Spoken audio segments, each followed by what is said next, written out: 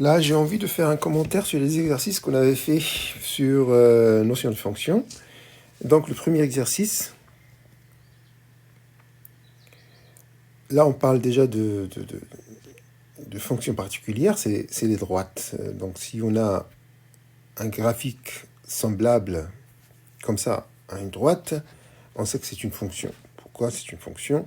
On peut correspondre à une valeur sur l'axe des x, une certaine valeur sur l'axe des y, si on a une droite qui est tracée sur ce. La question, il faut savoir laquelle des droites correspond à la prescription. Alors on vous indique que ce sont des droites, l'indication n'est pas très importante, mais regardez par exemple, si on veut savoir à quoi correspond cette fonction. Vous allez faire le calcul suivant. Vous allez prendre par exemple l'image de 0. L'image de 0, donc f de 0, dans ce cas, f de 0, ça va être 1. Si vous remplacez le x par 0, vous avez 2 fois 0, c'est 0, plus 1, c'est 1. On va chercher l'image de 1. f de 1. f de 1, c'est 2 fois 1, ça fait 2, plus 1, ça fait 3. Et là, sans le savoir, vous avez 2 points déjà. 0, le premier point ici, c'est 0. Je vais effacer. Le premier point ici, c'est le point 0, 1. Et le deuxième point, c'est 1, 3. On sait que cette droite, elle passe par ces 2 points. Donc, je vais tracer 0, 1, 0, 1. Ça serait ce point-là. OK. Et je vais tracer le 1, 3. Le 1, 3, ça serait ce point-là. Donc, je vais les marquer. On a 1 point et 2 points. 2 points. Donc, par ces 2 points passe une seule droite. Ils sont tous des droites. Donc, ça, c'est une connaissance de base. Passe une seule droite. Donc, cette fonction correspond à cette droite-là. Je vais le mettre. C'est pour ça qu'on a écrit. Pardon, je me fais. Correspond à cette droite-là. C'est la droite qui passe par ces 2 points. Et ainsi de suite. Vous pouvez faire ça par fonction. Vous trouvez 2 points, vous cherchez la droite qui passe par ces 2 points. OK? Ici, on a le graphique d'une fonction et placez le point A de la courbe d'abscisse 4. Donc, si on parle d'abscisse, ça, c'est un mot à apprendre par cœur. L'abscisse, c'est aussi le x. C'est l'antécédent. Donc, vous allez sur l'axe des x, vous marquez le 4. OK? Et pour trouver le point de la courbe, il faut se déplacer en vertical jusqu'à retrouver la droite. Et là, c'est le point correspondant. Donc, le point A est de coordonnées 4, 2. OK? Donc, l'ordonnée de A, c'est 2. Placer le point A, on l'a placé. Maintenant, question B, l'ordonnée de A, c'est 2. Là, c'est un point essentiel de savoir que l'ordonnée, c'est le Y. Donc, je vais écrire ici. L'abscisse, c'est le X, et l'ordonnée, c'est le Y. OK? Après, on nous dit, place le point B de la courbe d'abscisse 7. Donc, on reprend la même chose. Ici, c'est l'abscisse 7. Le point, c'est celui-là. Le point B, il se trouve sur la droite. Et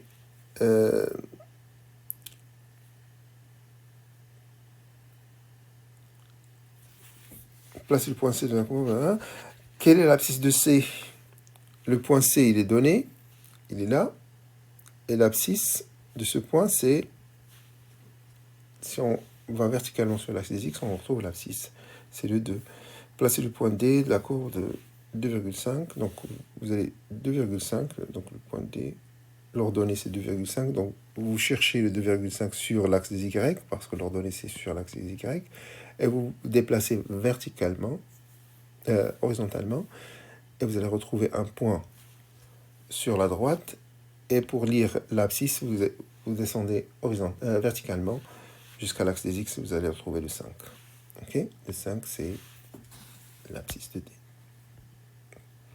Ici, dans l'exercice 3, on a des droites encore.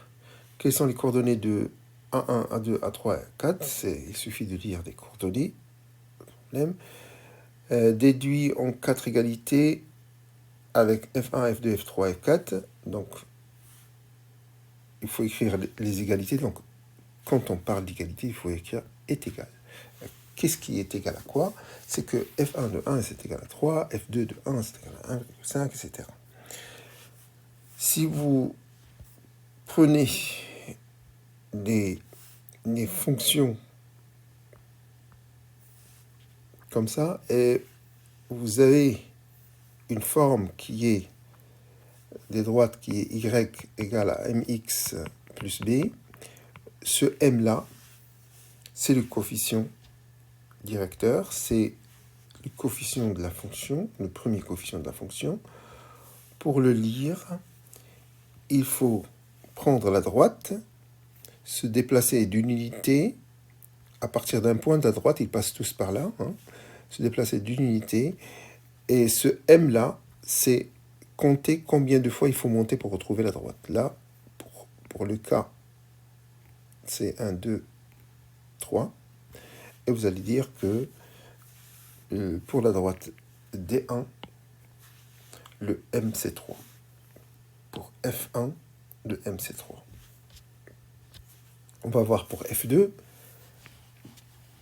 Pour F2,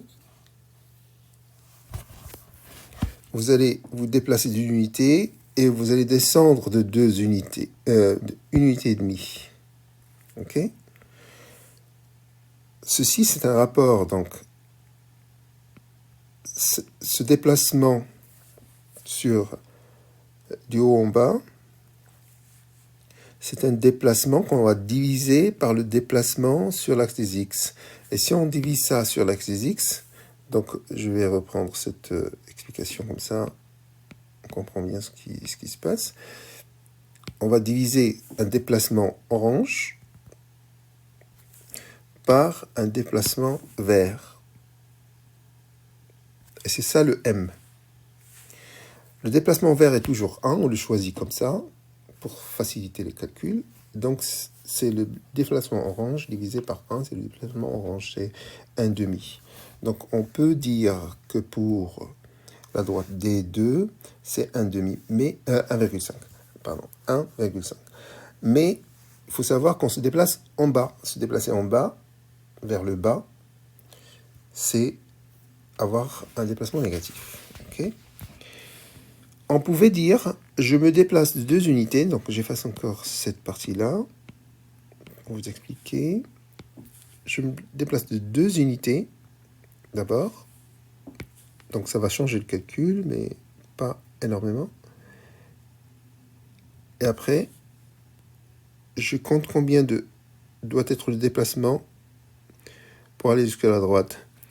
Et là, 3. 3 divisé par 2, c'est 3,5, c'est 1,5. Puisqu'on se déplace en bas, c'est moins 1,5. Donc, on retombe sur la même valeur, moins 1,5. OK ? Et la même chose pour F3 et F4. Maintenant, pour l'exercice 4, on a les deux fonctions, 4x et moins 4x. On veut savoir ce qui change si on prend ces deux fonctions. Qu'est-ce qui est la vraie différence entre 4x et moins 4x ? Quelle est la nature de leur représentation graphique ? Bien sûr, ce sont des droites qui passent par l'origine. Okay ? Pourquoi ils passent par l'origine ? Parce que l'image de 0, si vous placez au lieu de x 0, vous allez trouver 4 fois 0, 0. L'image de 0, c'est 0. Dans la fonction g, c'est la même chose. Si l'image de 0 est 0, donc la fonction, elle passe par 0, 0, donc par l'origine. Calculez les coordonnées des points F et G. Bon, les coordonnées point F et G d'abscisse 1. Donc, on va prendre l'abscisse 1. On va prendre l'abscisse 1, c'est-à-dire choisir ce point-là dans les deux cas. Et on va voir, ici, on monte de 4 pour retrouver la droite. Donc, l'image, c'est 4. Ici, on descend de 4 pour retrouver la droite. Donc, l'image, c'est moins 4. OK? Donc, les coordonnées de ce point, c'est 1, 4 pour la fonction f et 1, moins 4 pour la fonction g. OK?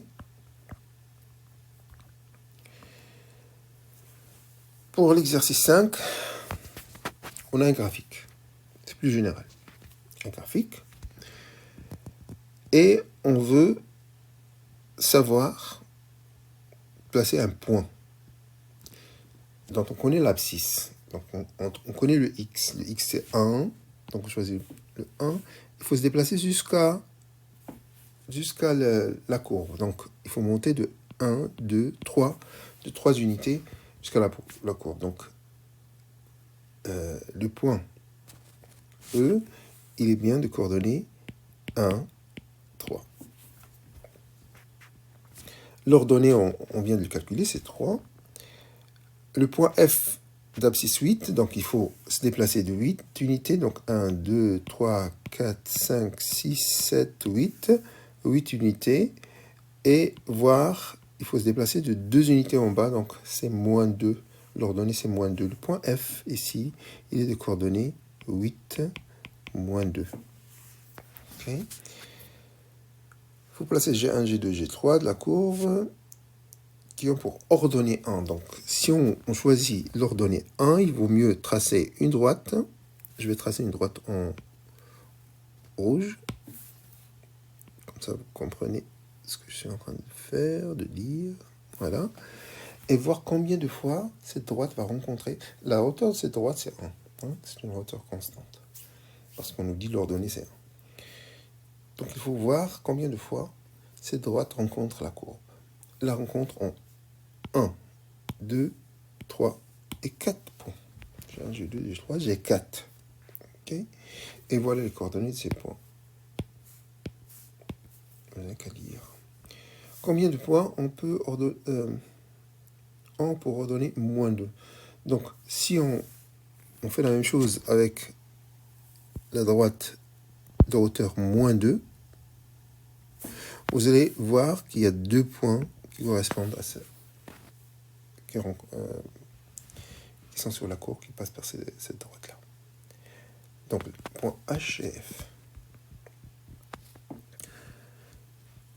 Dans ces droites-là, il faut calculer le taux d'accroissement. Donc, pour calculer le taux d'accroissement, il faut se déplacer d'une unité à droite et monter jusqu'à la droite, jusqu'à rencontrer la droite, encore une fois, ou descendre jusqu'à rencontrer la droite, encore une fois.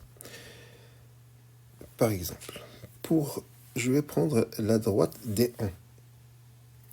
D1, je peux partir de n'importe quel point de la droite. Donc, je pars de ce point-là. Si je pars de ce point, je vais tracer ce fameux triangle. Ok ? Je vais changer de couleur pour différencier les deux triangles. Alors, le vert divisé par le rouge, c'est le taux d'accroissement correspondant. Donc, 1 est divisé par 2.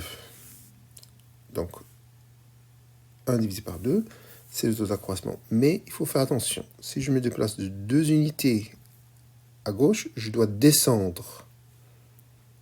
Si je me déplace de 2 unités à droite, je dois descendre pour retrouver la droite. Donc, c'est moins 1,5. OK ? 1 divisé par 2, c'est 1,5. Parce qu'on descend, c'est moins 1,5. OK ? Ça, il faut le faire pour tous les autres